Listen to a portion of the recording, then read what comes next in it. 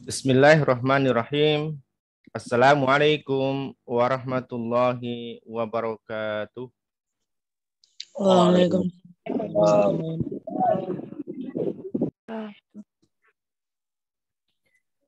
Alhamdulillahi rabbil alamin. Nahmaduhu wa nasta'inuhu wa na'udzu billahi min shururi anfusina wa min sayyiati a'malina.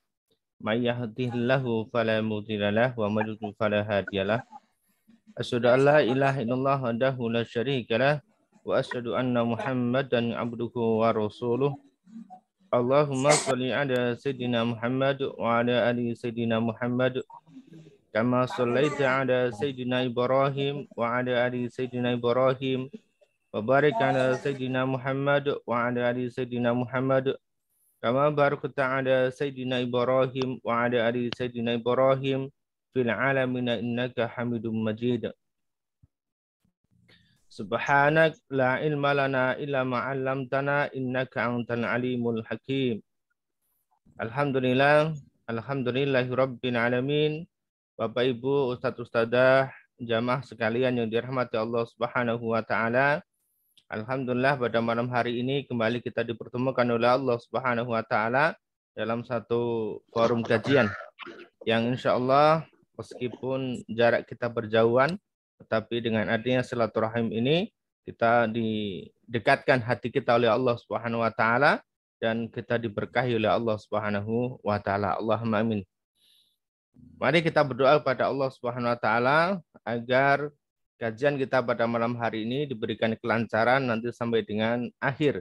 Karena berjalan dan tidaknya ini adalah semua atas izin dari Allah Subhanahu wa taala. Dan juga kita berdoa kepada teman-teman yang pada malam hari ini belum bisa mengikuti Zoom, mudah-mudahan diberikan kelancaran atas segala aktivitas mereka dan juga diberikan nikmat-nikmat yang lain oleh Allah Subhanahu wa taala. Yang masih dalam perjalanan mudah-mudahan dilancarkan hingga nanti sampai dengan di rumah selamat. Dan kemudian teman-teman yang masih bekerja mudah-mudahan diberikan kelancaran dalam bekerjanya. Kemudian teman-teman yang keluarganya sedang sakit, mudah-mudahan sakitnya diangkat oleh Allah Subhanahu wa taala, dihapuskan dosanya dan juga digantikan dengan kebaikan-kebaikan yang lain. Allahumma amin. Amin. Kawan-kawan yang dirahmati Allah Subhanahu wa taala, tema kita malam hari ini yaitu tentang manut Quran solusi hidup bahagia. Yang ini insya Allah ke depan akan menjadi tagline kita, akan menjadi slogan kita. Jadi terus kita akan gaungkan, terus kita akan dakwahkan bahwa dengan manut Quran kita insya Allah bisa meraih kebahagiaan-kebahagiaan baik itu di dunia maupun di akhirat. Allahumma amin. Baik teman-teman, izin untuk menyampaikan slide-nya pada malam hari ini.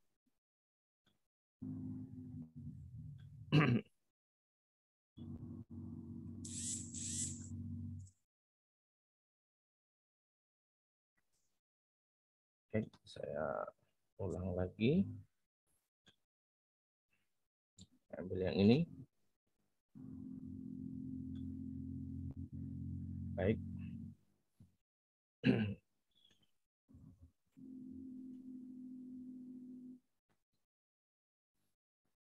Ya, Bismillahirrahmanirrahim, kawan-kawan, Ustadz Ustadzah. Ini insya Allah akan jadi slogan kita ke depan. Jadi manut Quran, solusi hidup bahagia. Insya Allah inilah yang nanti akan menjadi moto kita dalam kehidupan kita sehari-hari. Sehingga teman-teman ketika ingin bahagia, kuncinya adalah manut Al-Quran. Insya Allah ya. Dan nanti bagaimana teknisnya kita akan sama-sama terus belajar ya, dan setiap malam Jumat ini sebagai salah satu wasilah kita untuk kita bisa mendekatkan diri pada Allah dalam rangka kita manut Al-Quran.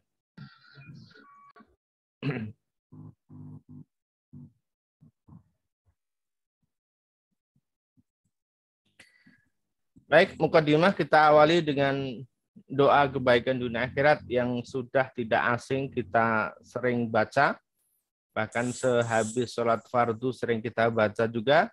dan mungkin sehabis sholat sunnah juga kita sering baca, di setiap aktivitas kita juga sering kita baca.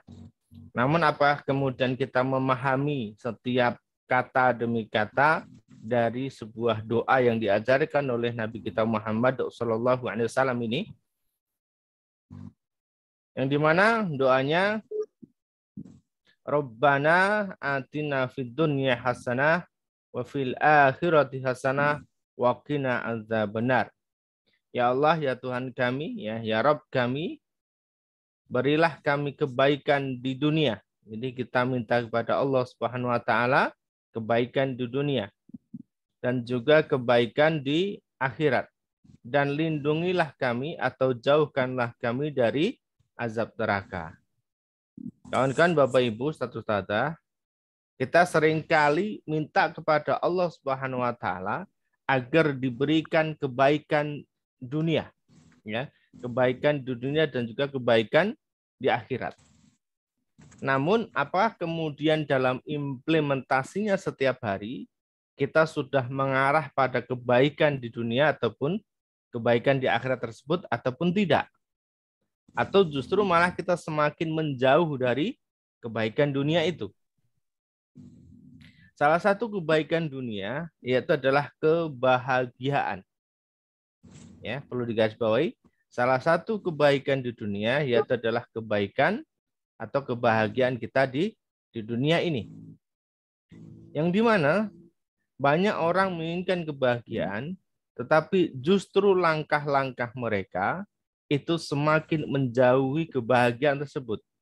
Justru malah membelakangi kebahagiaan tersebut, meninggalkan kebahagiaan tersebut atau meninggalkan sumber daripada kebahagiaan tersebut, dan yang mereka dapatkan hanyalah sebuah kelelahan-kelelahan saja.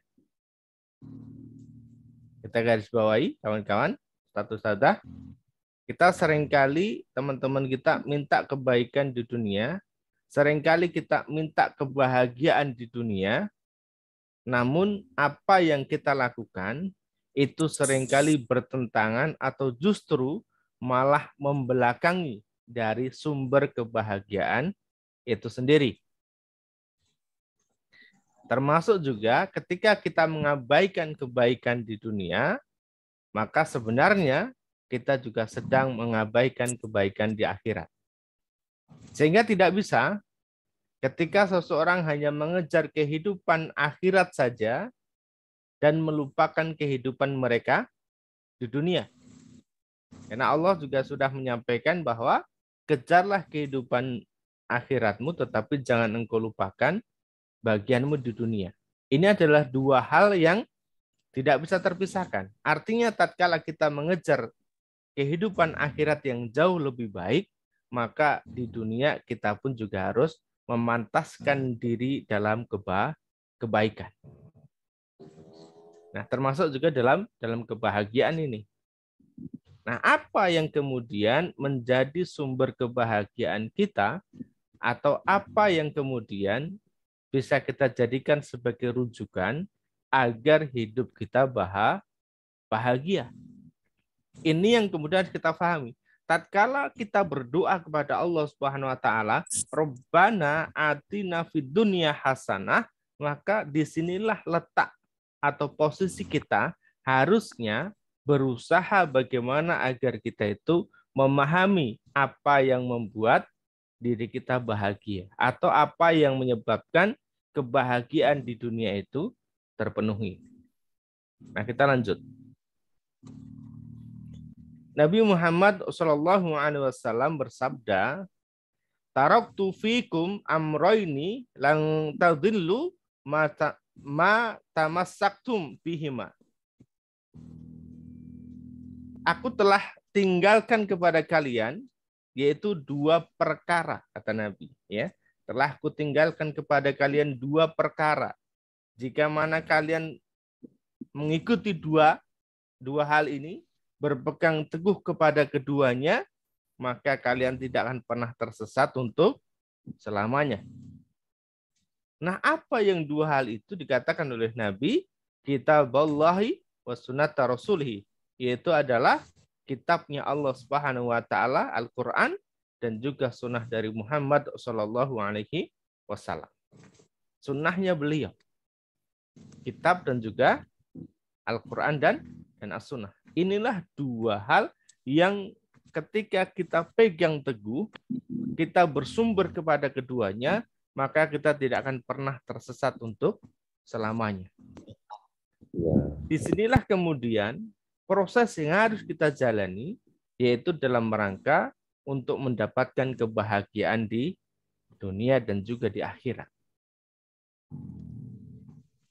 Ya, jadi Nabi sudah memberikan rambu-rambu bahwa ketika engkau ingin bahagia di dunia, ketika engkau ingin selamat di dunia, tanpa ada kesesatan, tanpa dirimu tersesat, maka pegangannya adalah Al-Quran dan As-Sunnah. Lalu kenapa kemudian banyak di antara kita yang merasa dalam kehidupannya itu semakin jauh dari Allah, semakin jauh dari solusi, yang ada adalah problematika. Kenapa? Karena mereka tidak berpegang teguh kepada dua hal ini. Allah sudah menyampaikan jauhi riba. Allah sudah menyampaikan yuk bertakwa. Allah sudah menyampaikan agar kita beriman pada Allah dan juga menjalankan apa yang Allah perintahkan, menjauhi apa yang Allah larang. Tetapi ada di antara kita yang masih dengan sukarela menjalankan hal itu. Baik ya, jadi kawan-kawan yang dirahmati Allah Subhanahu wa taala, dari hadis ini sudah jelas-jelas bahwa pedoman kita dalam kehidupan ini yaitu adalah Al-Qur'an dan As-Sunnah. Insya Allah ketika kita berpegang kepada keduanya, kita tidak akan pernah tersesat untuk selamanya. Kita lanjutkan. Nah, saya suka dengan ayat ini. Teman-teman, di Al-Baqarah ayat 2, ini sebagai suatu hal yang jelas dan kita harus pahami bahwa zalikal kitabul la raiba fi hudal lil muttaqin. Ini Al-Qur'an yang tadi disebutkan oleh Rasulullah bahwa ketika kita berpegang kepadanya maka tidak akan pernah tersesat, maka kita akan mendapatkan kebahagiaan tadi itu. Dan disebutkan oleh Allah, Al-Quran ini itu tidak ada keraguan di dalamnya. Ya, tidak ada keraguan. Kita tinggal kemudian meyakini saja. Zalikal kitabu la raiba fihi. Tidak ada keraguan di dalamnya. Dan ini Al-Quran itu sebagai petunjuk bagi orang-orang yang bertakwa. Ketika orang menginginkan diri mereka mengarah kepada ketakwaan, maka pegangannya adalah Al-Quran. Maaf, ini saya mute dulu ya. Sampai ngantuk-ngantuk dari sampai ngantuk. nih? Oke, saya mute dulu. Baik ya. Diperhatikan teman-teman mic-nya agar tidak mengganggu teman-teman yang lain. Ya, jadi di ayat ini sangat menarik sekali gitu. Di ayat ini sangat menarik sekali bahwa Allah jelaskan di ayat yang kedua. Ini sebagai pedoman dalam kehidupan kita dan tidak ada keraguan sedikit pun. Nah, kalau kemudian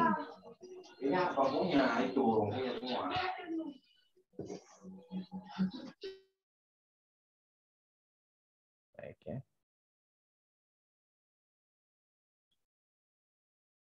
Nah, kalau kemudian ada di antara kita, kok nyala lagi nih, Masya Allah ya. Mohon maaf teman-teman ya, mic-nya muncul lagi nih. Oke, ya. Ya, jadi kenapa kemudian ada di antara kita yang masih tersesat? Karena mereka tidak mau menggunakan Al-Quran atau masih ada keraguan terhadap Al-Quran ini sendiri. Ya, karena apa? Karena memang Al-Quran tidak bisa memberikan jawaban secara instan, secara langsung terhadap persoalan kita. Tetapi proses inilah yang kemudian diberikan oleh Al-Quran untuk diri kita. Tatkala kita punya persoalan dalam kehidupan, maka Al-Quran ini sebagai salah satu pedomannya. Dan memang ketika kita mengikuti step by step-nya yang ada di Al-Quran, maka insya Allah segala persoalan yang kita hadapi itu akan diselesaikan oleh Allah Subhanahu wa taala sesuai dengan apa yang ada dalam Al-Qur'an. Salah satu contoh misalnya di Quran itu ada tentang kisah perang Badar, ya, yang di mana ya perang Badar ini digambarkan adalah ketika itu adalah perangnya Jalut melawan Talut. Ya. Jadi Allah itu berikan Quran dulu sebelum peristiwa itu terjadi. Ya. Jadi ada beberapa persoalan ya, di dalam kehidupan itu. Persoalan itu muncul lebih dulu, baru kemudian ayat Quran itu turun. Tetapi untuk perang Badar itu tidak, ya. Peristiwanya itu belakangan setelah ayat itu turun. Ayat itu turun lebih dulu, memberikan gambaran pada Rasul dan para sahabat, yang kemudian mereka yakini ayat itu, dan kemudian itu dijadikan sebagai petunjuk tatkala mereka melakukan perang Badar. Ya, perang Badar itu adalah dikisahkan oleh Allah SWT terkait dengan Jalut melawan Talut. Dan betul ya, di perang Badar dikisahkan 313 pasukan melawan 1000 pasukan Quraisy dan dimenangkan oleh 313 pasukan Rasulullah. Dan ketika perang Badar itu, teman-teman para sahabat itu tidak banyak yang mengeluarkan energi gitu. Kenapa? Karena memang bantuan Allah itu turun, betul-betul turun ya. Ketika melawan musuh gitu ya, itu tidak perlu menggunakan banyak tenaga, musuh sudah kalah lebih dulu. Musuh sudah lari lebih dulu gitu. Kenapa? Karena dibantu oleh Allah Subhanahu wa taala. Dan ini digambarkan. Jadi termasuk dalam kehidupan kita Bapak Ibu kawan-kawan, insya Allah ya, persoalan-persoalan yang kita hadapi ini itu sudah ada di zaman sebelum kita, sudah ada panduannya di Al-Quran, tinggal kita kemudian mengikuti pola yang ada dalam Al-Quran tersebut. Di pekan yang lalu misalnya, kenapa kemudian Allah belum turunkan persoalan? Maaf, kenapa Allah belum turunkan pertolongan kepada kita? Karena tatkala kita masih egois terhadap diri kita. Digambarkan waktu itu, saya berikan contoh, bagaimana Nabi Adam alaihissalam ketika itu masih menyalahkan setan yang menggoda, ya, yang merayu Adam dan juga Hawa. Meskipun memang betul kalau kemudian kita evaluasi bahwa betul ada peran iblis, ada peran setan di dalam aktivitas kesalahan tersebut, tetapi kalau kemudian justru kita menyalahkan orang lain, seperti yang dilakukan oleh Adam alaihissalam, itu tidak turun pertolongannya. Allah turunkan pertolongannya tatkala Adam dan Hawa itu berdoa kepada Allah Subhanahu wa taala, Rabbana dzalamna anfusana wa illam taghfir lana wa tarhamna lanakunanna minal khasirin. Sadar bahwa dirinya lah yang salah, meskipun betul ada peran setan, meskipun ada peran iblis yang menggoda. Termasuk diri kita tatkala masih menyalahkan orang lain, ya meskipun karena kita dirayu, ya meskipun ada faktor kalau saya tidak pinjam nanti saya tidak punya ini, tidak punya itu, buat makan sehari-hari saja tidak ada misalnya, ya. Tapi tatkala kemudian kita menyalahkan keadaan seperti itu, pertolongan Allah justru malah menjauh, tidak mendekat. Jadi sekali lagi teman-teman, Quran sebagai pedomannya, ditambah dengan sunnah, ya yang disampaikan oleh Nabi kita Muhammad Shallallahu Alaihi Wasallam tadi, bahwa telah aku tinggalkan kepada kalian dua perkara yang manakala kita berpegang teguh kepada keduanya, maka kita tidak akan pernah tersesat untuk selamanya. Nah, terakhir kami sampaikan bahwa bagaimana kemudian kita bisa manut Quran. Ada 4 tahapan yang kami sampaikan dalam buku. Yang pertama yaitu adalah membaca. Quran itu harus dibaca. Sebagaimana firman Allah Subhanahu wa taala yang pertama kali diturunkan bunyinya adalah Iqra. Bacalah, bukan pajanglah, bukan simpanlah ya, tetapi untuk kita baca. Untuk kita baca, untuk kita pelajari. Yang kedua tahapannya adalah memahami, ya. memahami. Artinya kita baca terjemahnya, kita baca tafsirnya, termasuk malam hari ini kita ngaji. Itu dalam rangka posisi kita untuk memahami. Lalu kemudian yang ketiga, setelah kita memahami, kita mempraktekkannya. Jangan hanya sekedar pada batasan mempelajari saja, tetapi tidak mempraktekkan. Ya, maka harus dipraktekkan. Apa yang dipraktekkan? Ya tadi misalnya terkait dengan persoalan kita, ya kita mulai tidak menyalahkan orang lain kalau kita belajar dari kisahnya Nabi Adam alaihissalam. Ya, mulai tidak menyalahkan keadaan, ya, tapi menyalahkan diri kita dan kemudian bertobat kepada Allah Subhanahu wa taala. Jadi praktek. Lalu kemudian yang keempat tahapannya adalah mengajarkannya, ya. Jadi mengajarkan lagi kepada orang lain. Loh, saya belum mengamalkan sepenuhnya Ustaz, saya belum mengamalkan seluruhnya Ustaz. Tidak, kata Nabi, balighu anni walau ayat. Sampaikanlah meskipun cuma satu ayat. Teman-teman baru praktek tentang ayat tentang sedekah. Ya sudah, sampaikan tentang ayat sedekah. Teman-teman baru belajar tentang husnudon. Ya sudah, sampaikan ayat tentang husnudon, hadis tentang husnudon. Ya, kata Nabi, balighu anni walau ayat. Insya Allah ketika kita bisa mengikuti 4 tahapan ini dengan baik, maka akan akan muncul ketenangan dalam diri kita, akan muncul kebahagiaan dalam diri kita. Dan ini adalah tahapan pertolongan dari Allah Subhanahu wa taala akan hadir. Jadi tahapan bagaimana Allah itu akan menurunkan pertolongannya adalah tatkala kita sudah diberikan ketenangan oleh Allah Subhanahu wa taala. Tatkala seseorang sudah beribadah,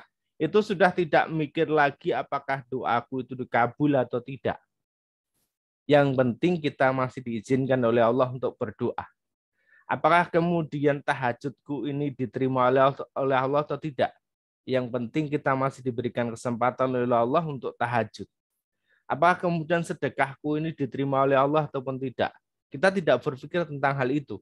Yang penting adalah kita masih diberikan kesempatan oleh Allah untuk bersedekah. Artinya apa? Masih diberikan rezeki yang lebih oleh Allah Subhanahu wa taala.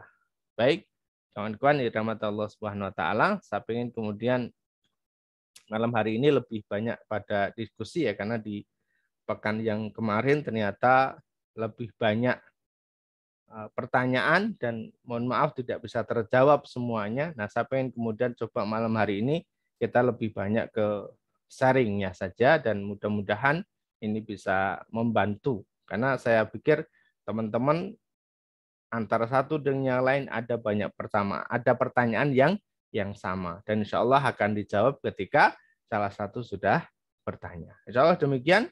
Mudah-mudahan sebagai materi ini bisa dipahami dan membuat kita makin yakin lagi pada Allah Subhanahu wa taala, makin cinta kepada Al-Qur'an, makin nurut sama Quran, makin manut sama Allah Subhanahu wa taala dengan wasilah Al-Qur'an. Assalamualaikum warahmatullahi wabarakatuh. Waktu saya kembalikan ke Gusmi.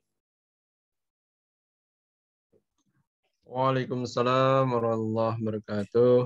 Ya Allah khairan katsir pada Ustadz kita Kang Udin Yulianto yang telah memaparkan sangat jelas sekali ya bagaimana ketika kita ini bisa manut dengan Quran ya, ini ya. Jadi insya Allah tentu bagi Bapak Ibu jamaah sekalian yang sudah mempraktekkan, saya meyakini ada hal-hal yang dirasakan ya, perubahan-perubahan secara bertahap dan insya Allah semuanya dalam rangka untuk nilai kebaikan. Baik Bapak Ibu sekalian, untuk kesempatan kali ini, bagaimana yang kita sampaikan ya, bahwasanya kita akan menjawab pertanyaan-pertanyaan yang langsung dengan mic ya, yang langsung membuka mikrofon untuk audio, dan kami juga nanti kalau semisal memang tidak ada yang bertanya secara langsung, ya silahkan bisa melalui chat room. Ya. Baik, kita akan mulai untuk Bapak Ibu yang akan bertanya langsung. Silahkan dari ini ada yang mengangkat tangan, raise hand. Buleginem. Silakan Ibu, kalau ada yang mau ditanyakan.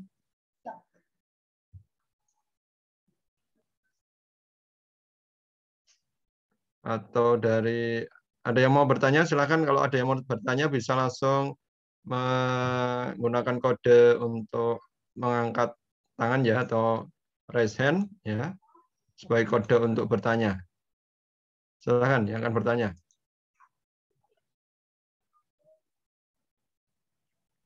Ustaz, Assalamualaikum, saya boleh bertanya? Silakan Ibu, monggo. Assalamualaikum warahmatullahi wabarakatuh. Waalaikumsalam.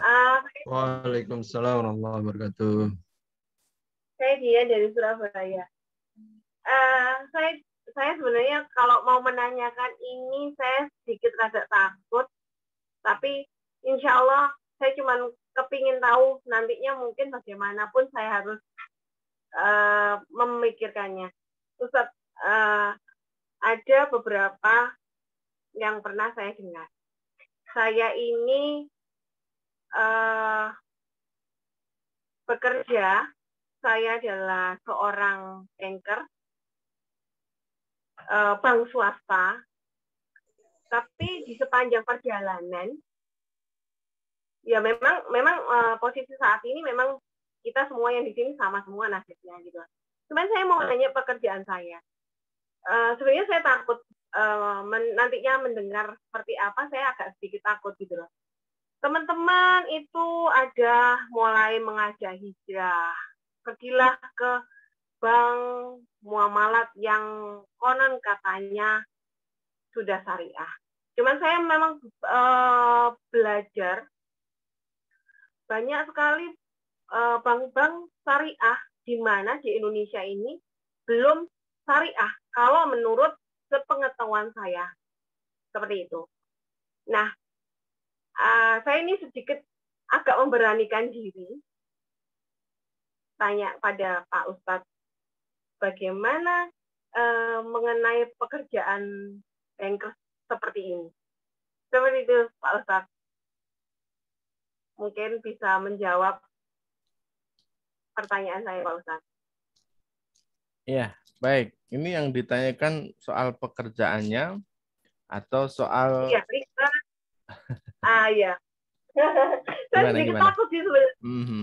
Iya, kadang-kadang kalau orang perbankan itu kan kadang-kadang ngomongnya riba, agak seperti itu gitu loh.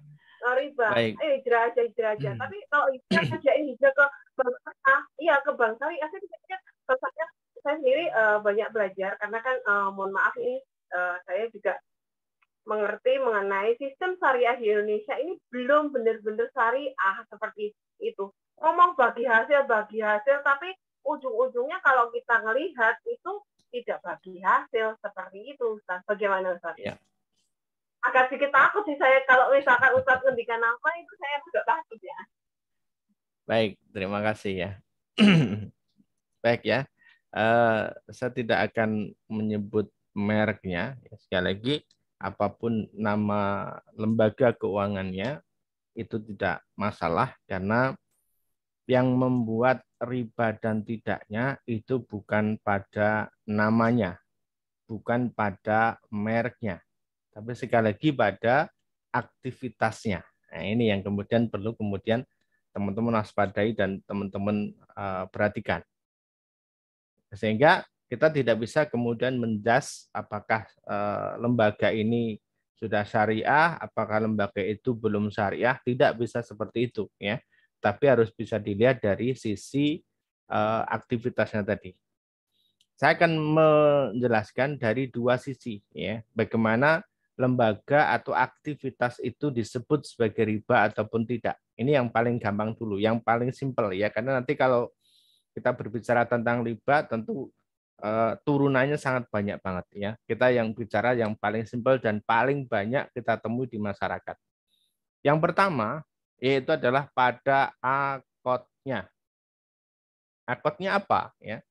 Kalau akotnya pinjam uang untuk keperluan sesuatu, dan sekali lagi ketika akotnya adalah pinjam uang, yang diterima adalah uang, maka secara hukum tidak boleh ada penambahan apapun. Jadi pinjamnya 100, yang ngembaliin 100.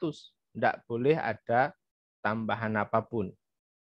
Tidak boleh ada bagi hasil sebutnya ataupun bunga disebutnya. Tidak boleh seperti itu.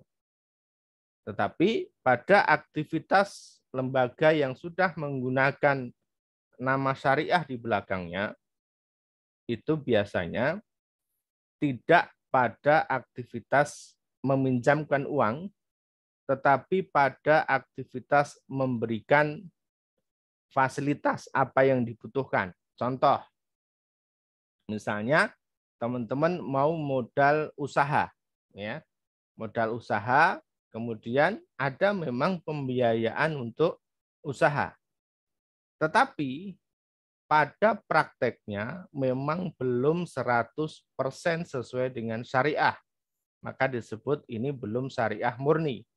Ya, maka betul tadi kalau disebut Budian, ya betul pada prakteknya memang tidak semua lembaga syariah sudah menerapkan sistem syariah. Kenapa? Karena masih menggunakan sistem wakalah. Sistem wakalah itu pun, jadi wakalah itu adalah wakil ya. Sistem wakalah itu pun ternyata tidak belum memenuhi syarat wakalah itu sendiri. Ya. Baik, saya berikan gambaran begini. Teman-teman itu butuh mau buka toko misalnya. Buka toko modalnya 100. Ya, kalau dihitung-hitung buat beli ini, beli itu dan sebagainya, habis total semua modal usaha adalah 100. Mengajukan ke lembaga yang ada nama syariahnya. Nah, tetapi ini sudah masuk pada akad adalah akad pembiayaan. Akad pembiayaan itu diperbolehkan, ya. Ini tidak masuk pada ranah riba. Akad pembiayaan. Nah, nanti masuknya riba di mana? Masuknya riba pada praktek. Lembaga keuangan 90% tidak mau repot. Akhirnya menggunakan sistem wakalah. Sistem wakalah itu diperbolehkan. Meskipun harus diminimalisir, ya, karena ada resiko banyak di wakalah.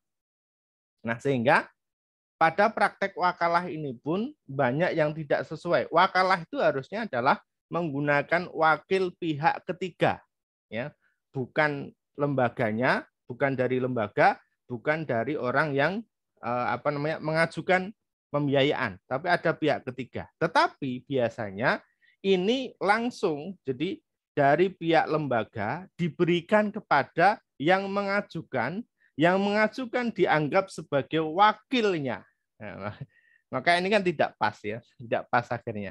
Jadi sama saja nanti akhirnya uangnya itu diberikan kepada yang mengajukan pembiayaan tadi. Jadi akadnya adalah akad pembiayaan sesuai dengan nominal yang dibutuhkan tadi, diberikan uang cash senilai 100 dengan harapan nanti dibelikan sesuai dengan apa yang diajukan.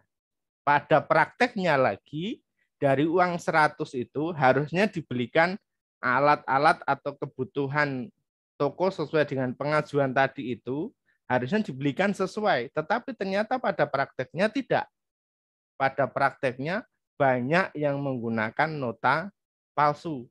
Jadi dari uang 100 itu 50 dia simpan, dia gunakan untuk yang lain, yang dia belikan, belanjakan sesuai dengan akadnya hanya 50. Nah, yang lain bagaimana? Nyari nota kosong itu banyak banget ya. Nota nanti dibikin aja sesuai dengan, lalu nota itu diserahkan ke lembaga keuangan tadi. Ya, seperti itu. Sehingga di sini akadnya sebenarnya sudah benar. Caranya sudah benar. Tapi pada prakteknya itu yang tidak benar. Jadi gitu ya. Jadi akadnya sudah benar. Yang kedua pada transaksinya ternyata masih banyak yang tidak benar.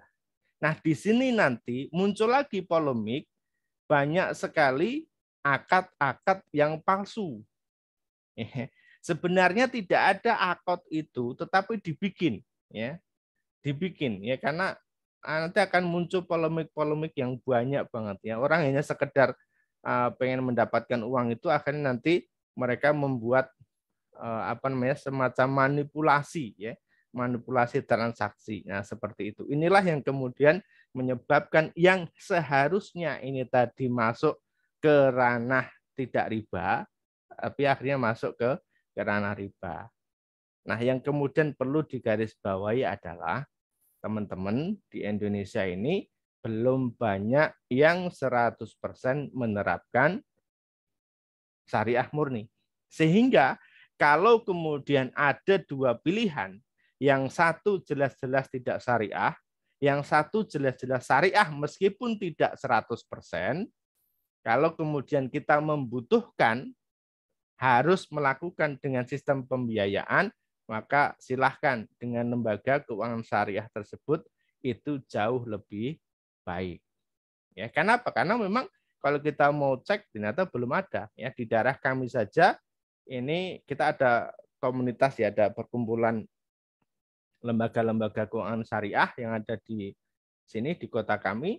Ini yang kami cek baru 2 lembaga yang benar-benar menerapkan sesuai syariah. Yang lain itu masih ragu-ragu. Ketika kami ketemu diskusi ya sesama Dewan Pengawas Syariah, itu mereka juga masih enggan untuk menjalankan sesuai dengan syariah yang murni seperti itu. Kenapa? Takut kehilangan pelanggan, takut kehilangan customer, takut omsetnya menurun dan sebagainya. Ini yang terjadi di lapangan. Tapi sekali lagi kita tidak bisa kemudian menyalahkan karena inilah kondisi kita saat ini. Kita dukung saja teman-teman yang sudah mau mengarah kepada hal-hal syariah tadi. Insya Allah kita berdoa pada Allah Subhanahu Wa Taala yang sudah mengarah ke syariah, mudah-mudahan dibimbing oleh Allah Subhanahu Wa Taala agar benar-benar semakin syariah lagi. Insya Allah demikian Bu Dian ya. Mudah-mudahan bisa punya gambaran. Mana tadi Bu Dian? Iya Ustaz, agak sedikit gimana? Karena kan ini menyangkut katanya Ustaz tadi kan ngendikan apa itu namanya menjauhlah dari riba. Lah pekerjaan saya ini kan seperti ini. Saya sendiri bank swasta. Kayak gitu sih Ustaz. Iya. Gimana? Agak sedikit kayak gitulah. Tapi kalau saya pikir terus saya mikir-mikir pusing-pusing gitu. Ya udahlah. Sementara dijalanin dulu karena saya sendiri single parent ya juga ya, seperti itu sih. Iya betul ya. Ya jadi sekali lagi itu pada aktivitasnya sehingga tidak semua lini yang berada di lembaga keuangan yang konvensional itu menjadi riba, tidak ya. Tukang bersih-bersih tidak ada sangkut pautnya dengan pinjam meminjam ya sudah ya. Tetapi ternyata saya menemukan di beberapa lembaga ya di lembaga keuangan konvensional itu ternyata banyak sekali teman-teman yang bekerja di luar tugas mereka. Jadi tugasnya itu sebenarnya job desk-nya adalah cleaning service. Tukang bersih-bersih yang seharusnya tidak ada sangkut pautnya dengan pinjam meminjam. Ternyata oleh manajernya digandeng agar dia mencarikan nasabah dan itu terjadi banyak di lembaga ya. Ada lagi tugasnya adalah security sebenarnya, hanya mengamankan saja. Tetapi ternyata lagi-lagi digandeng oleh manajernya untuk sama-sama nyari nasabah juga. Jadi ya akhirnya bergelut juga di bidang itu yang seharusnya di luar job desk tugas ya. Karena memang ya ada tambahan ya. Ketika seseorang bisa mendatangkan nasabah akan dapat fee atau dapat komisi di luar daripada gaji yang setiap bulan dia dapatkan dan ternyata nominalnya cukup lumayan penghasilan dengan mencarikan nasabah ini ternyata jauh lebih besar daripada gaji yang dia dapatkan. Ini cukup fantastis kan sehingga bonusnya ini nah, seperti itu. Ya berarti sesuatu ya Ustadz ya pekerjaan ini ya. Gimana? Ya baik, saya pikirkan dulu Ustadz. Ya. Terima kasih. Baik, ya monggo. Baik, Ibu Dian bisa nanti konsultasi secara khusus dengan Ustadz Udin ya, Bu Dian. Nanti untuk lebih baiknya. Baik, kita akan masuk ke pertanyaan berikutnya. Ini apakah ada yang mau bertanya langsung? Kami kasih kesempatan. Silakan. Pak Kartono. Oh ya, silakan Pak Kartono, silakan langsung saja. Alhamdulillah bisa ikut kajian ini rutin, Ustaz. Alhamdulillah.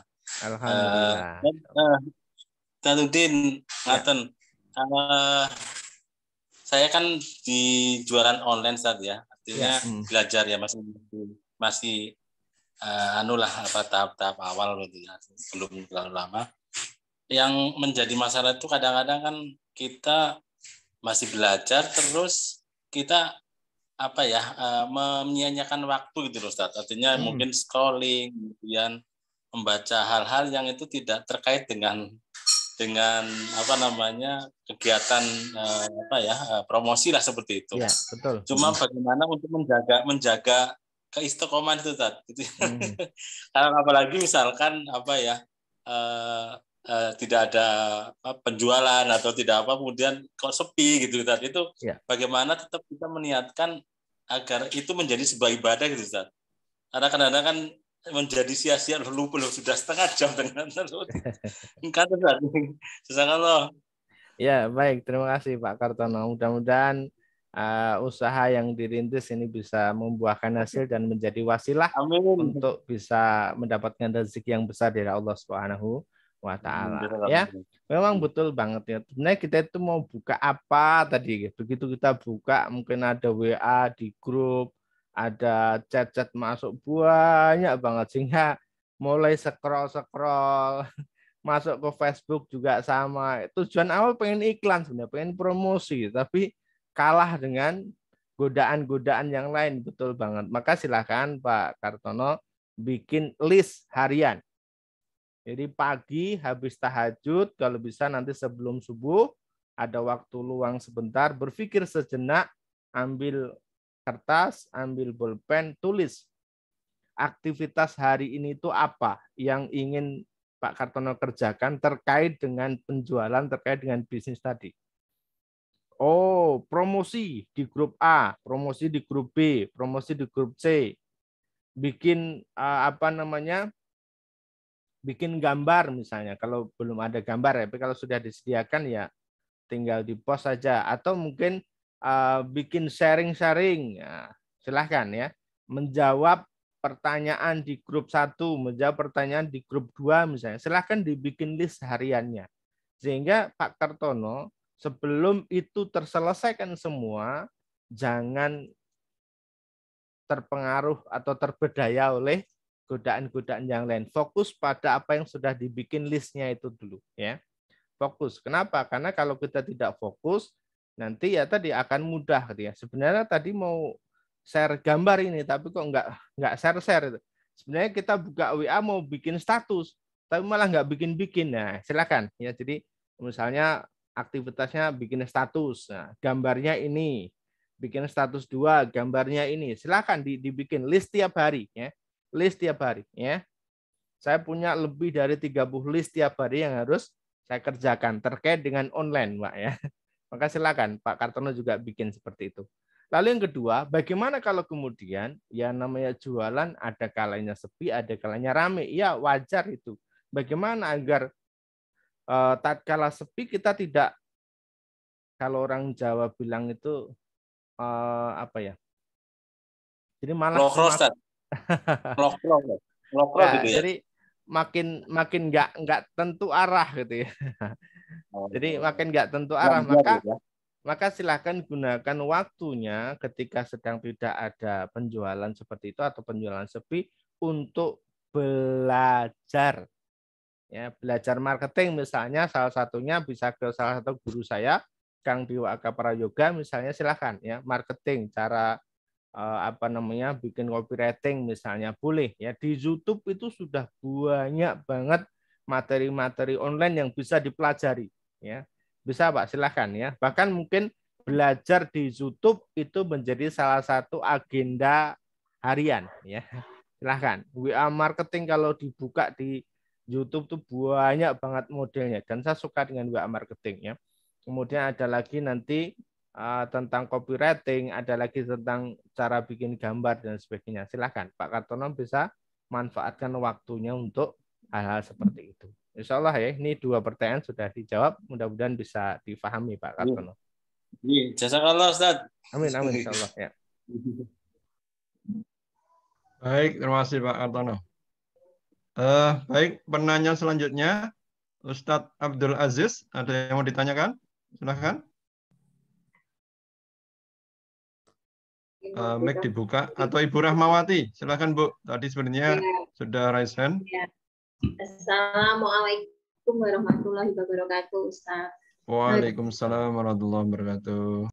Di sini saya ingin menanyakan masalah arisan. Biasanya kalau ibu-ibu itu kan saya lihat, saya dengar itu banyak arisannya. Kalau ngumpul-ngumpul itu arisan. Nah, di sini yang saya ingin tanyakan, hukum arisan itu bagaimana? Ya, itu aja Pak Ustaz. Terima kasih. Ya, baik. Ya, Waalaikumsalam. Kalau ditanya hukumnya, hukum asal arisan itu adalah mubah. Ya. Hukum awalnya adalah mubah. Ini bisa menjadi haram kalau arisannya sambil ngurumpi. Jadi arisan tapi malah banyak ngurumpinya, lebih banyak ngomongin orang lain, ini arisannya jadi apa namanya? Jadi haram, jadi dosa. Kemudian yang kedua, cara arisannya. Nah, cara arisannya. Ada model arisan yang biasa. Jadi ya cuma kumpul, silaturahim, ya, kemudian iuran berapa, misalnya 1000-an gitu. Nanti siapa yang dapat, kalau 10 orang ya berarti 10.000 dapatnya, sudah selesai. Besok begitu lagi 1000 kali 10, 10.000. Nah, ini boleh. Tapi ada juga model arisan yang ngumpulnya 1000 kali 10 orang, tapi nanti dipotong 1000. Nah, jadinya nerimanya 9.000. Nah, ini yang tidak boleh. Ya, jadi kalau 10 orang ya berarti 10.000. Tapi nanti buat yang lola gimana Ustadz? Buat yang ngurusin, oke. Kalau ada pengurusnya, ada pengelolanya, itu diberikan belakangan setelah proses serah terima uang. Contoh, saat 1000 kali 10 orang berarti 10.000, ya sudah terimanya 10.000. Kalaupun nanti yang terima itu mau ngasih ke pengelola 500 atau mau ngasih 1000, itu sudah beda, ya.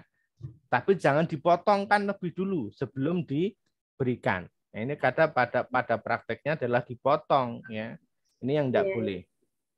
Kemudian ada juga model arisan disebutnya sebagai arisan berantai. Ini yang bahaya, ya. Di online tuh banyak banget. Tidak cuma pesertanya, tapi bandarnya pun, disebut bandar ya apa ya, pengelolanya pun juga sampai rugi. Ini arisan atau judi kok sampai seperti itu ya. Jadi disebut sebagai arisan berantai. Kenapa? Karena model arisannya ini 10 orang sampai 20 orang gitu ya. Itu nanti bagi yang terima awal pertama itu bayarnya jauh lebih banyak daripada yang dia terima, karena terimanya lebih awal.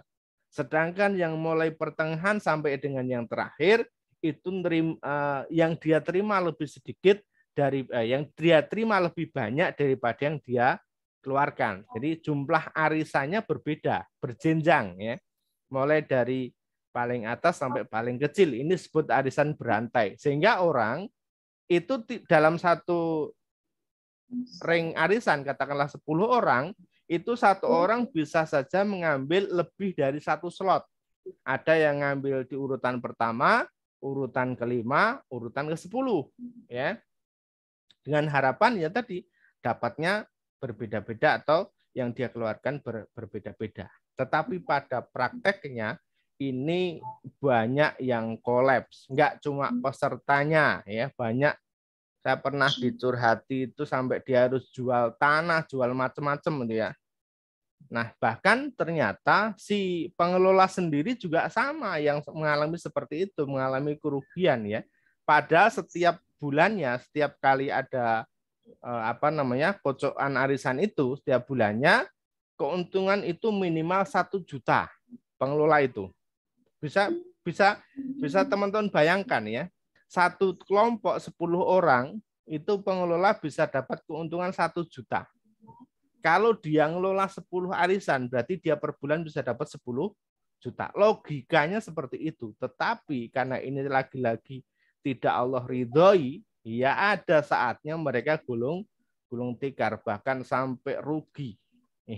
Inilah yang kemudian muncul solusi untuk mendapatkan uang dengan cara praktis, dengan cara mudah, yaitu adalah dengan pinjam online. Dari satu online ke online berikutnya. Jadi itu Bu Rahmawati. Silahkan, monggo. Ya. Saya harapkan prakteknya pada praktek yang pertama, tapi tanpa ngerumpi. Ini ya. Seperti itu. Silahkan, Bu. Ya, terima kasih Ustaz atas jawabannya. Baik. Baik, kita akan mulai menjawab pertanyaan lewat room chat ya. Ini tadi ada yang bertanya di awal-awal, ada Pak Saudari membuat pernyataan ya, masih banyak sekarang kaum muslimin merasa tidak nyaman kalau diberikan pencerahan tentang sunnah Rasulullah, tetapi justru lebih senang melakukan bid'ah tentang agama yang sudah sempurna. Bagaimana dengan ini Ustadz? Ya, doakan saja agar mereka mendapatkan hidayah. Karena hidayah itu adalah haknya Allah Subhanahu wa taala. Tugas kita hanya mengingatkan dan mendoakan. Jangan sampai kemudian nanti muncul perpecahan ataupun peperangan. Yang pertama. Yang kedua, coba juga evaluasi bagaimana cara kita mengajaknya. Jangan sampai kemudian kita tidak punya strategi. Nyun sewu, dakwah itu harus ada strateginya. Rasulullah itu punya strategi dalam dakwah ya. Salah satunya adalah meminang atau menikahi anak daripada orang yang dianggap punya kuasa ya. Nah ini nanti boleh silahkan ya. Misalnya ada strategi yang lain, didekati yang paling berpengaruh lebih dulu dan sebagainya, silahkan. Jadi jangan asal tembak, jangan asal main salahkan, apalagi langsung kemudian bicara neraka, bicara halal haram, nah, jangan seperti itu ya. Apalagi terhadap dakwah yang amah ini harus dengan cara yang baik dan bijak. Insya Allah seperti itu.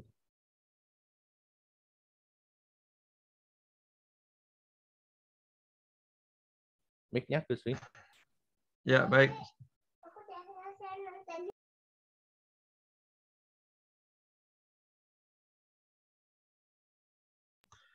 Kita lanjutkan pertanyaan berikutnya dari Ibu atau Bapak ini ya, Aril. Ustadz, bagaimana cara kita supaya bisa menjauhi lingkungan yang tidak baik sedangkan kita bekerja dalam lingkungan tersebut?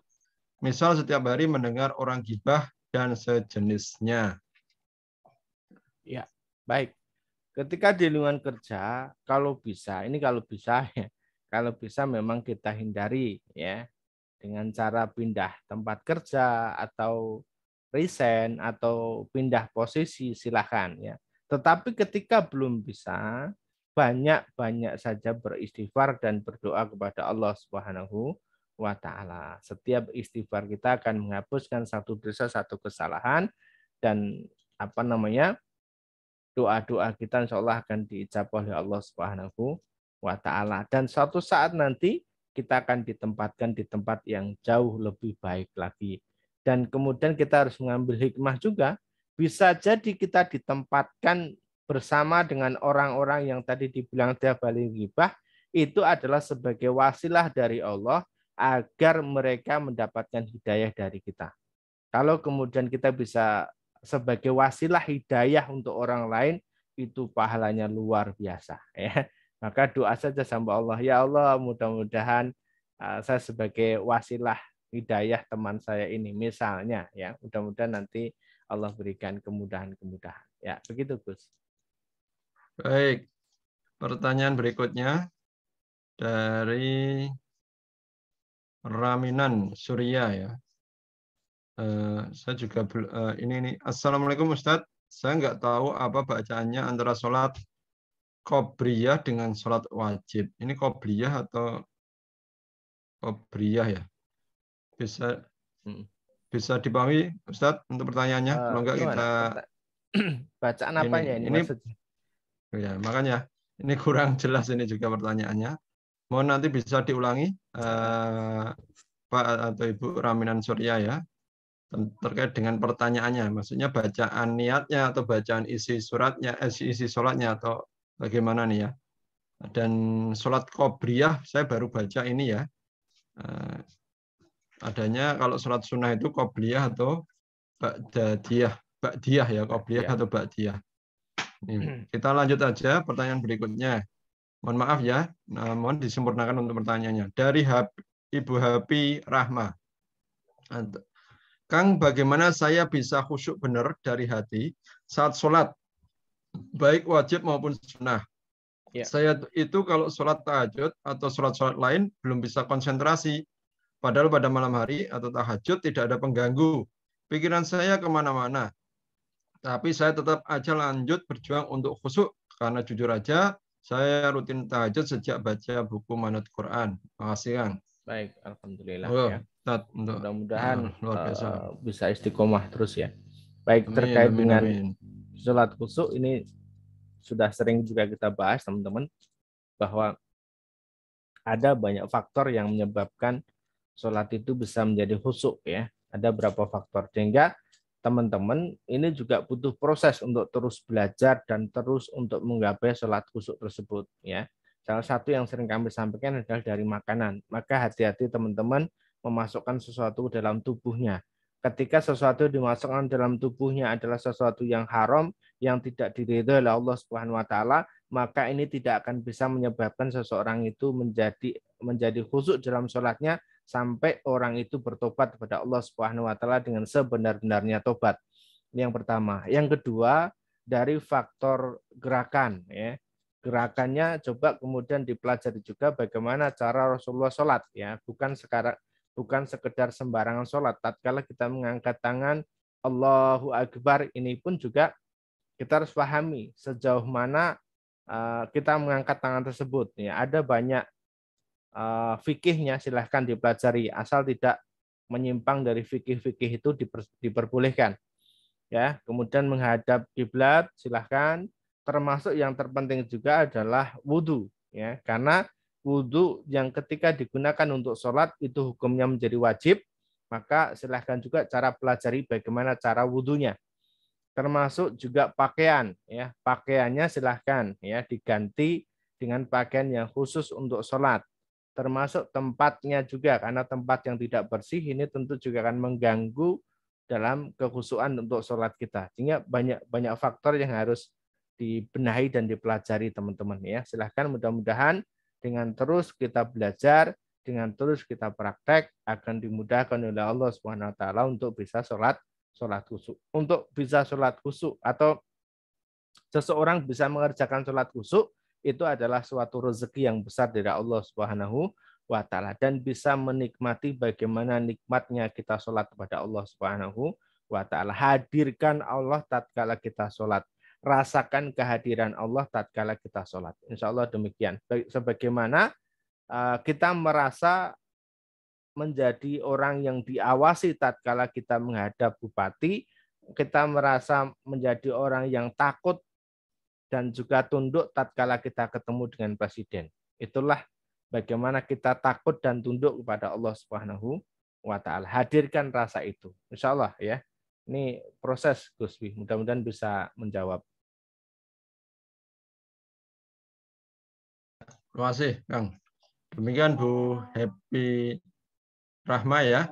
Silahkan terus berusaha ya, istiqomah. Insya Allah nanti akan ketemu ya proses untuk khusyuk itu ya. Nah, insya Allah dengan menjalankan apa yang sudah disarankan dari Ustadz Kang Udin Yulianto. Baik, kita lanjut pertanyaan berikutnya dari, mohon maaf untuk yang mengangkat tangan, kami mohon untuk bisa menunggu sebentar ya. Kita coba menjawab pertanyaan dari chat room. Dari Bu Janatun Nur Aliyah, mohon tanya, kalau saya punya masa lalu ketika suami saya masih hidup punya pinjaman bank, tetapi angsuran belum lunas. Suami meninggal, kemudian hutang langsung dianggap lunas. Ini bagaimana ya? Saya harus menebus dari semua itu untuk membantu meringankan dosa almarhum. Mohon pencerahannya, Ustaz. Baik, pertanyaan adalah ini yang menganggap lunas itu siapa ini kan? Dari bank biasanya, Ustaz. Jadi ya. ada model pinjaman yang pernah saya tahu itu seperti ada asuransi. Jadi kalau meninggal dunia, nanti pihak bank atau asuransi itu yang menyelesaikannya. Misalnya seperti itu. Mungkin seperti itu. Ya. Monggo, Ustaz. Pinjaman model lama ya. Kalau era tahun 90-an ya, atau bahkan sebelum tahun 90-an, model pinjaman ke lembaga keuangan itu yang tanda tangan itu cuma satu pihak. Kalau yang pinjam suaminya, maka istri tidak wajib untuk tanda tangan. Atau sebaliknya. Ini yang model lama ya, model lama. Sehingga ketika yang bertanda tangan atau yang bersangkutan tersebut meninggal dunia, belum selesai mengangsurnya, maka secara otomatis dari pihak lembaga keuangan itu sudah selesai ya, tidak akan menagih kepada pasangannya. Ini model lama ya, karena bisa jadi tadi disampaikan oleh Gus Wi, ada lembaga atau bagian asuransi yang sudah mengcover ya, yang sudah mengcover sisa keuangan yang belum terbayarkan. Tetapi kalau untuk saat ini ya, mau model lembaga keuangan apapun itu pasti selalu berpasangan suami dan istri harus tanda tangan semua. Ya, karena di nota kesepahaman itu ini yang kadang teman-teman jarang baca. Jadi asal tanda tangan saja.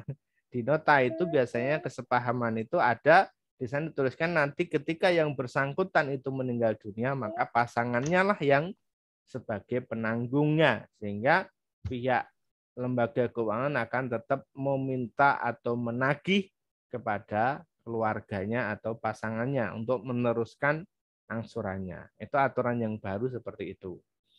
Nah, kemudian kembali kepada pertanyaan, ini sepertinya adalah pertanyaan ini seperti yang terjadi pada awal tadi. Jadi ketika seseorang berhutang, suaminya berhutang pada lembaga keuangan, lalu kemudian suaminya meninggal dunia dan itu berarti sudah dianggap lunas oleh lembaga keuangan tersebut, padahal belum lunas, maka ini pihak keluarga atau sang istri tidak ada lagi tanggung jawab untuk menyelesaikannya karena sudah ditutup ya, sudah dilunaskan. Nah, tadi lembaga keuangan tentu sudah punya cara sendiri bagaimana untuk menyelesaikan pelunasan tersebut ya. Itu yang pertama. Yang kedua, sebagaimana seseorang ketika meninggal dunia biasanya nanti ahli waris menyampaikan kepada Bapak Ibu ya, para peziarah itu untuk menghubungi ahli warisnya atau kepada keluarganya bagi yang masih ada sangkutan utang piutang atau ada janji dari almarhum almarhumah yang belum tertunaikan. Sehingga nanti ahli waris atau keluarganya yang akan menunaikannya tersebut. Tetapi ada dari sekian peziarah yang mereka datang kemudian karena almarhum atau almarhumah ini sudah meninggal, kemudian dia mendatangi ahli warisnya, mengatakan bahwa almarhum almarhumah punya hutang kepada saya sekian rupiah atau sekian juta, tetapi mulai hari ini sudah saya ikhlaskan dan sudah saya anggap lunas, sehingga pihak keluarga dan pihak ahli waris tidak ada lagi kewajiban atau tanggungan untuk menyelesaikan pembayaran tersebut. Maka kembali ke pertanyaan awal, maka pihak keluarga tidak ada kewajiban lagi untuk menyelesaikan. Ketika memang sudah dianggap lunas oleh orang yang memberikan atau lembaga yang memberikan pinjaman tersebut. Ya, mudah-mudahan bisa menjawab. Terima kasih. Baik, semoga bisa memahami jawaban yang disampaikan Ustadz Udin tadi. Kita akan lanjut ke pertanyaan berikutnya ya. Dari Khairul Fikri. Bapak Khairul Fikri ya. 1. Ketika akad pinjam-meminjam uang, satu pihak yakni yang meminjamkan mengatakan itu bunga, Tapi pihak dari yang meminjam mengatakan itu sebagai tanda terima kasih, bukan bunga. Ya. Jadi satu pihak, yakni yang meminjamkan, mengatakan itu bunga, tapi pihak dari yang meminjam mengatakan itu sebagai tanda terima kasih, bukan bunga. Dua, saya bingung Ustaz, saat ini saya punya hutang piutang dengan pinjol, yang mana pendapatan saya tidak bisa menutup hutang saya, yang akhirnya saya meminjam uang lagi ke pinjol lain, karena pendapatan saya tidak bisa menutupi. Pinjam hutang buat bayar hutang tidak selesai selama 2 tahun. Mohon arahan Ustaz ketika sudah terlilit hutang. Mohon arahannya Ustaz. Pertanyaan nomor 1, apakah boleh? Yang tadi yang peminjam, peminjamnya mengatakan buka, yang meminjam. Saya sudah paham, ya. Ini sama-sama tidak diperbolehkan, ya. Tidak diperbolehkan, ya. Misalnya lagi contoh, ini yang ketiga, ya. Ini contoh, misalnya lagi ada orang minjam uang, kemudian diminta untuk mengembalikan dengan jumlah yang sama. Nah, tetapi dari pihak peminjam kemudian memberikan tambahan sebagai rasa terima kasih. Nah, itu juga tidak boleh. Jadi memberikan tambahan dalam bentuk apapun, dalam bentuk uang, dalam bentuk hadiah, memberikan apapun karena kita yang sudah dipinjami itu tidak diperbolehkan. Masuknya dalam ranah riba. Kenapa? Karena contoh pertanyaan kita balik. Berarti ketika saya tidak memberikan pinjaman ke kamu, kamu tidak memberikan hadiah ke saya dong, kan gitu. Jadi kamu memberikan hadiah kepada saya karena saya sudah minjami kamu uang. Nah, ini yang kemudian menjadi riba dan tidak diperbolehkan. Jadi sama saja ya, kalau tadi disebutnya sebagai rasa terima kasih atau uang terima kasih, itu hanya penyebutan saja. Tetap hukumnya masuk ke ranah riba. Kalau pinjamnya uang, sekali lagi tidak boleh ada tambahan serupiah pun dalam bentuk apapun. Harus dikembalikan dalam jumlah yang sama. Seperti itu. Lalu kemudian pertanyaan kedua. Benar banget. Kalau kita pinjam, kemudian kita tutup. Jadi kita tutup pinjaman kita dengan cara meminjam. Ini tidak akan pernah selesai. Justru pinjaman kita akan semakin besar. Lalu bagaimana? Sedangkan pendapatan saya kurang, Ustadz. Nah, di sini letaknya yang kemudian harus kita benerin mindset kita, Bapak Ibu kawan-kawan sekalian, ya. Di sinilah letak mindset yang harus kita beneri. Sadar atau enggak sadar, karena mindset kita inilah yang membuat usaha kita pendapatannya kecil. Saya ulang lagi, perlu digarisbawahi, mindset inilah yang kemudian sadar dan tidak sadar yang membuat usaha kita jadi kecil. Hasilnya ya, sehingga tidak cukup untuk menutup pinjol atau pinjaman tadi. Coba kalau kemudian kita sadari, kita hentikan, kita tobat sama Allah, yakin Allah akan datangkan rezeki dari arah yang tidak disangka-sangka, termasuk dari usaha tadi, termasuk dari pendapatan tadi, insya Allah akan ditambahkan oleh Allah Subhanahu wa Ta'ala. Maka stop, jangan pinjam lagi. Sudah ditagih Ustadz, ya sudah hadapi dulu, hadapi dulu. Coba kemudian di manajemen, jangan-jangan ada hal yang salah dalam manajemen keuangan kita misalnya, ya. Maka pernah ada yang curhat ke saya atau kapan saya juga lupa, agak lumayan lama ya. Ada seseorang yang pendapatannya 12 juta per bulan,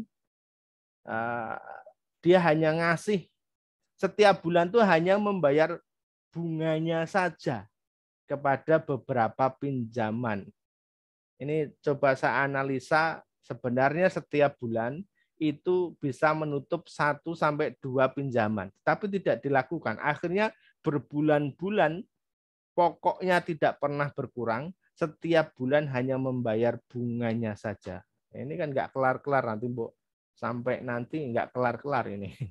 Ya, padahal kalau dianalisa dan kemudian mau dievaluasi lebih jauh lagi terhadap keuangannya, ini sebenarnya cukup ya. Bisa menutup 1 sampai 2 pinjol. Kurang dari 1 tahun lunas itu pinjolnya, nggak ada lagi tersisa, insya Allah ya.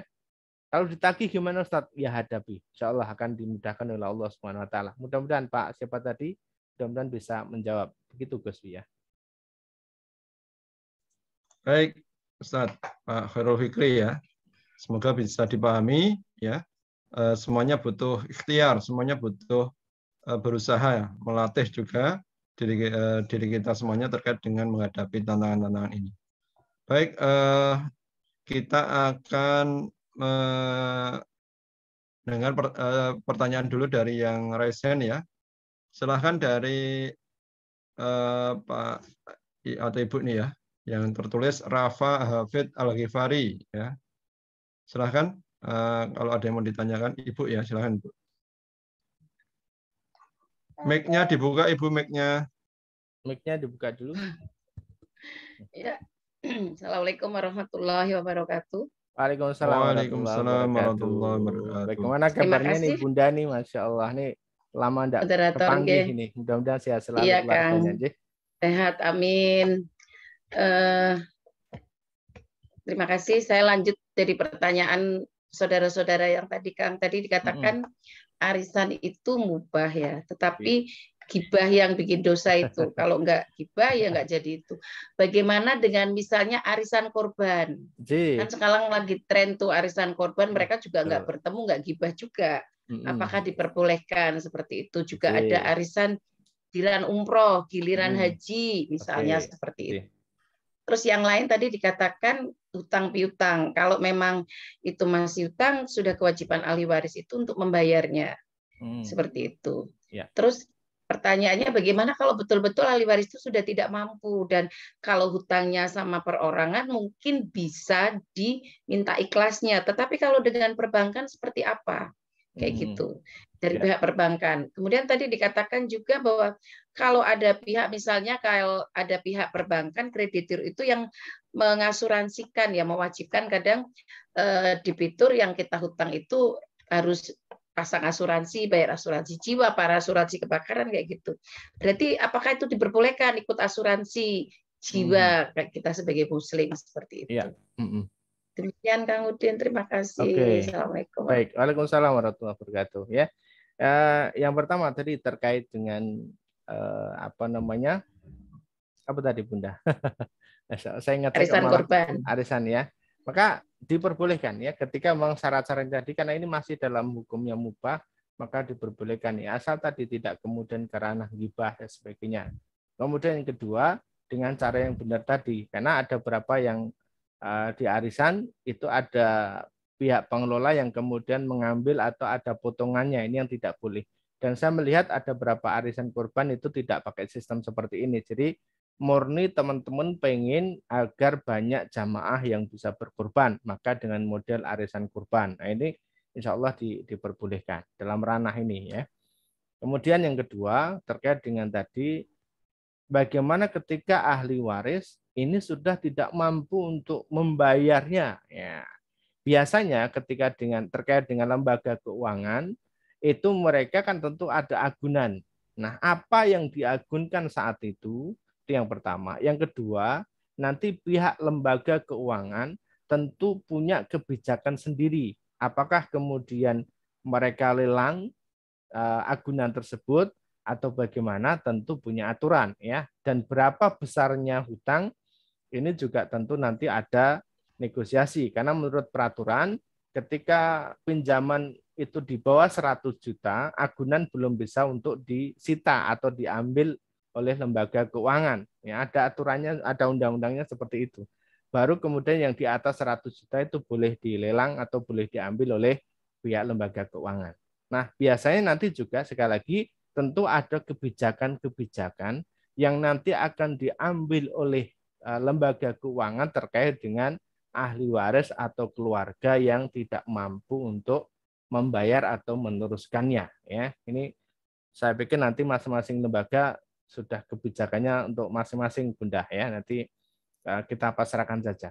Lalu kemudian yang kedua terkait dengan asuransi. Nah, bagaimana ini ketika sebenarnya kita tidak ingin ikut asuransi, tapi kenapa kita harus ikut asuransi? Nah, sebenarnya dengan kita pinjam ke lembaga keuangan tadi aja itu sudah nggak benar gitu ya.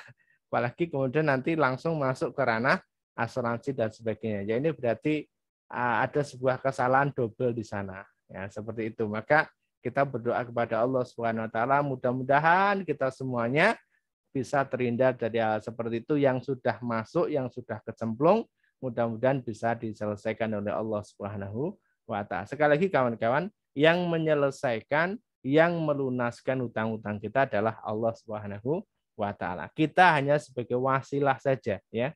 Jadi jangan sampai kemudian kita mengatakan bahwa saya sudah melunasi hutang saya, bukan, ya. Yang melunaskan adalah Allah Subhanahu wa Ta'ala. Maka saya sering sampaikan, mudah-mudahan Allah melunaskan, ya, seperti itu. Baik, yang pertanyaan ketiga tadi apa, Bunda? Terkait dengan apa tadi yang terakhir? Sudah korban asuransi, terus pinjaman yang ahli waris tidak bisa membayarnya dengan tuntas, walaupun sudah dilelang tapi tidak bisa gitu, sudah habis dilelang, gunanya belum memenuhi itu kayak gitu. Ya itu nanti tadi kembali ke tentu punya kebijakan masing-masing, ya, punya kebijakan termasuk teman-teman bagi yang masih hidup pun ketika terkait dengan lembaga keuangan seperti itu sudah tidak bisa menyelesaikan angsurannya, maka boleh mengajukan, kalau dalam bahasa kita banding, ya. Jadi mengajukan banding kepada manajer atau kepada direktur atau kepada kepala cabang untuk hanya bayar pokoknya saja.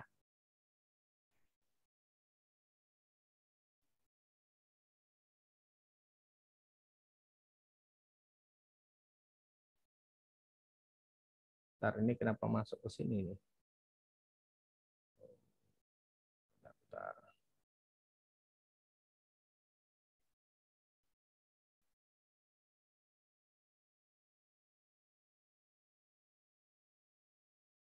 Oke. Ini ada opsi apa ini?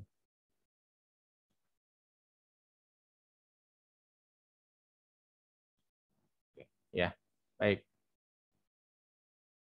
Baik, itu ya, berarti cukup, Bunda. Baik, terima kasih ya. Mudah-mudahan bisa. Baik, sama-sama. Mudah-mudahan keluarga tetap sehat. Salam buat Pak Heri. Amin, amin. Doa yang sama, Kang. Amin, insya Allah. Baik, lanjut ya ke penanya berikutnya yang resen. Bu Iris dari Bandung, silahkan. Assalamualaikum warahmatullahi wabarakatuh. Waalaikumsalam. Waalaikumsalam warahmatullahi wabarakatuh. Ini saya mau tanya Pak Ustadz, saya itu kan tentang sedekah subuh gitu ya. Saya punya 2 tempat. Yang satu diperuntukkan untuk orang tua saya yang sudah meninggal. Satu lagi untuk hajat saya gitu. Ya, oke. Nah, itu kan sebulan sekali itu saya buka. Kadang saya kasih ke yatim piatu ya atau rumah singgah seperti itu.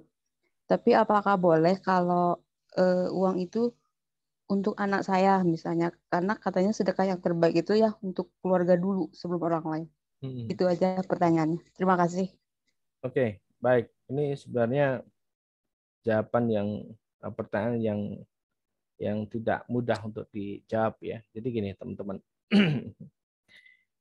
Ketika kita sudah meniatkan dalam bersedekah kita, meskipun kita tampung di rumah, itu sebenarnya bukan lagi menjadi hak kita, ya. Bukan lagi menjadi hak diri kita.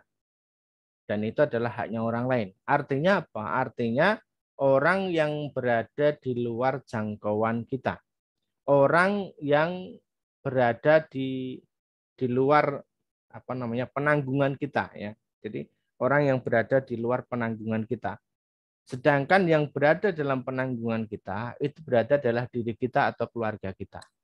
Nah, sedekah tadi itu ketika kita sudah meniatkan untuk sedekah atau infak, maka itu sejatinya sudah menjadi haknya orang lain, orang yang berada di lingkupnya diri kita, yang menjadi tanggungan kita.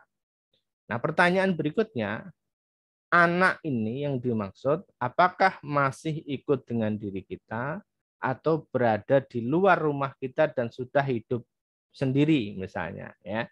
Kalau sudah hidup sendiri, maka uang itu diperbolehkan untuk diberikan kepada anak kita karena sudah jadi makannya bukan menjadi tanggungan diri kita. Maksud saya begitu. Makannya sudah sendiri, maka itu diperbolehkan.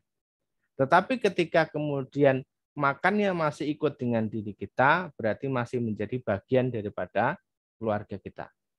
Ini konteks hukumnya seperti itu. Lalu bagaimana dengan sikap hukum? Nah, saya ingin kemudian menggarisbawahi teman-teman, antara hukum dan juga sikap hukum itu adalah dua hal yang berbeda.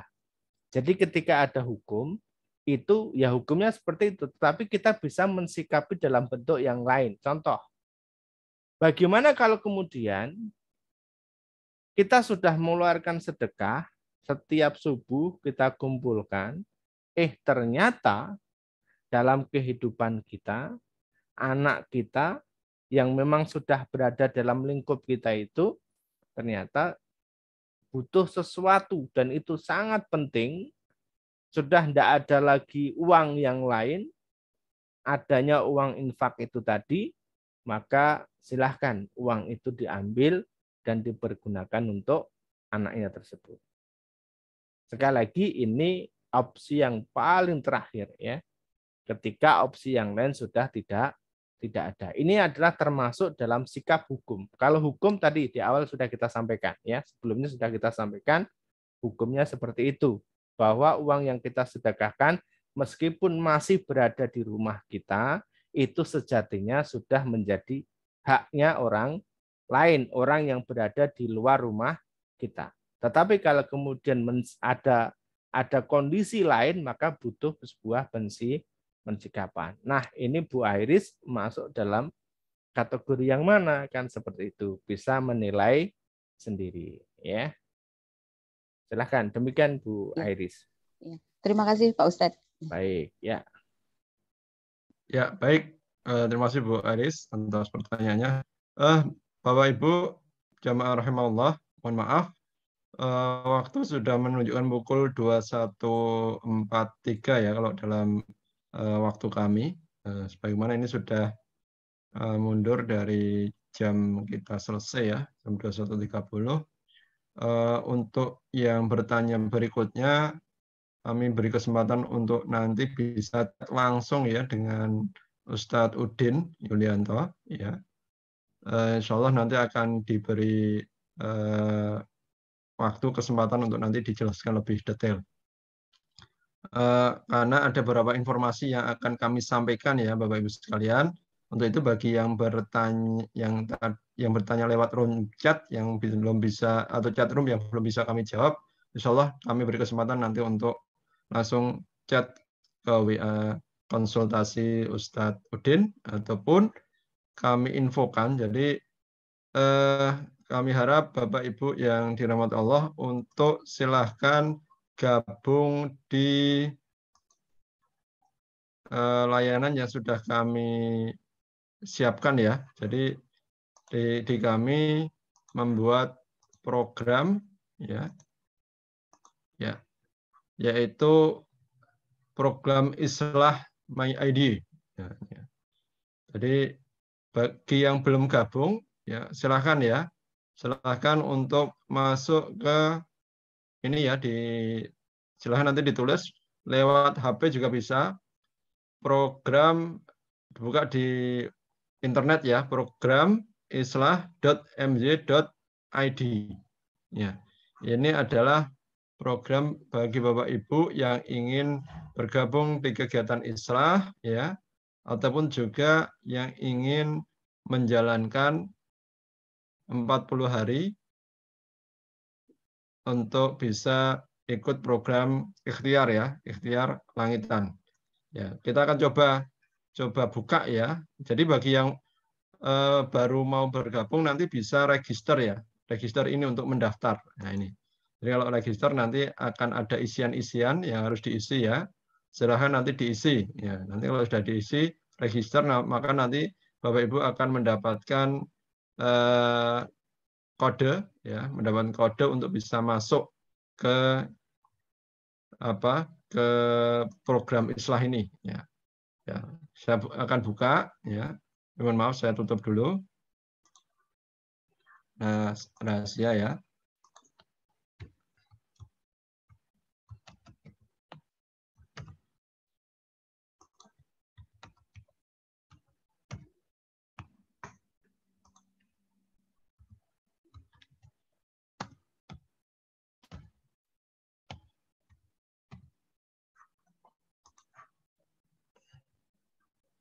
Kalau Bapak Ibu sudah mendapatkan kode ID, nanti bisa digunakan untuk buka.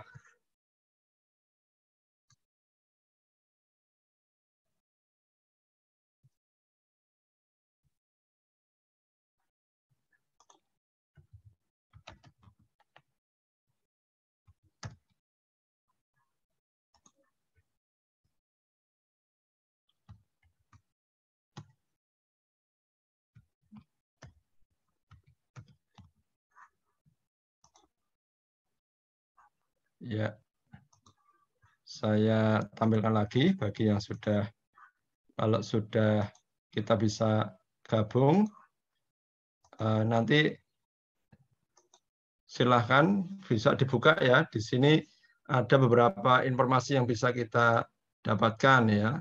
Ada update biodata, ada konsultasi ya. Nanti bisa bertanya, atau ada lihat data infak subuh, atau lihat data ikhtiar 40 hari. Nah ini yang menarik ya, Bapak Ibu.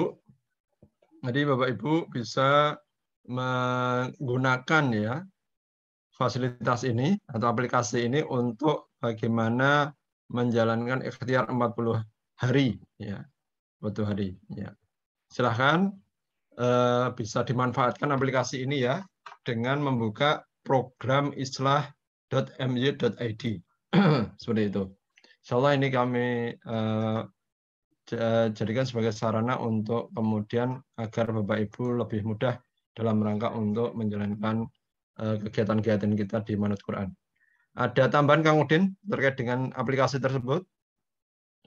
Ya, baik ya. Silahkan nanti teman-teman. Jadi di awal dulu waktu kita launching program ini, sudah kami sampaikan bahwa ini nanti ke depan akan terus ada perbaikan-perbaikan ketika teman-teman serius untuk menjalani kegiatan ini. Ya, maka kita lihat progresnya dalam 2 bulan terakhir, ternyata sangat bagus, maka kemudian kita pengen agar lebih terkondisikan lagi teman-teman mana yang sudah tergabung dengan Islah ataupun belum, sehingga nanti proses penyaluran Islah infak subuhnya nanti akan jauh lebih terkondisikan. Teman-teman yang sudah tergabung tentu ada peluang nanti untuk bisa kita berikan bantuan, bisa kita lunaskan amanahnya ya, utamanya yang pinjol ya, kita akan lebih utamakan yang pinjol-pinjol lebih dulu karena ini yang paling ganas dan bukan paling ganas sebenarnya, tapi ya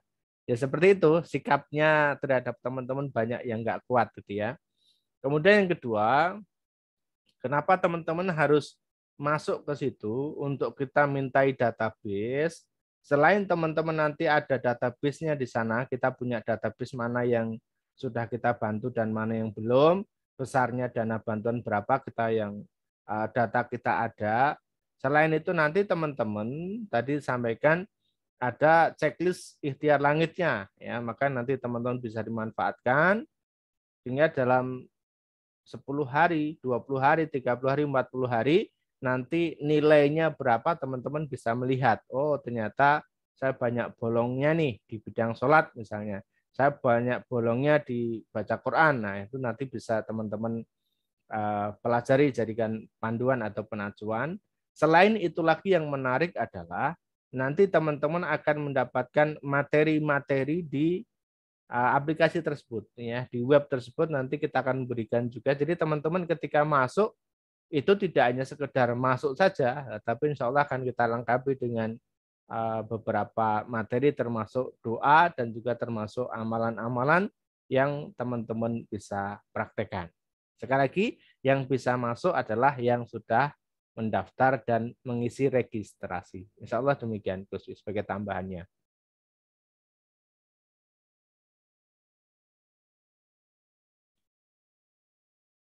Mic-nya, Gus. Baik, Bapak Ibu sekalian, demikian informasi yang kami sampaikan. Mohon maaf, Ibu, ini cukup ya, kita akan mengakhiri forum kita. Baik, nanti bagi yang ingin bertanya bisa langsung chat WA ke nomor kami sebagai admin, ataupun nanti juga langsung ke Ustadz Udin ya. Jadi insya Allah kita akan secara bertahap memperbaiki layanan, fasilitas, konsultasi, dan lainnya agar kemudian memberikan kenyamanan kepada Bapak Ibu yang sudah tergabung dalam komunitas Manut Quran ini. Baik Bapak Ibu sekalian, kita akan menutup bersama-sama forum kita ini. Mari kita tutup dengan membaca doa penutup majelis. Subhanakallahumma wa bihamdika asyhadu alla ilaha illa anta astaghfiruka wa atubu ilaik. Terima kasih atas kehadiran Bapak Ibu semuanya. Mohon maaf jika ada kekurangan dan kesalahan. Kita akan bertemu lagi dalam pertemuan kajian rutin secara online lagi di pekan berikutnya. Dari saya cukup sekian. Kurang lebihnya mohon maaf. Billahi taufiq wal hidayah. Assalamualaikum warahmatullahi wabarakatuh. Waalaikumsalam warahmatullahi wabarakatuh.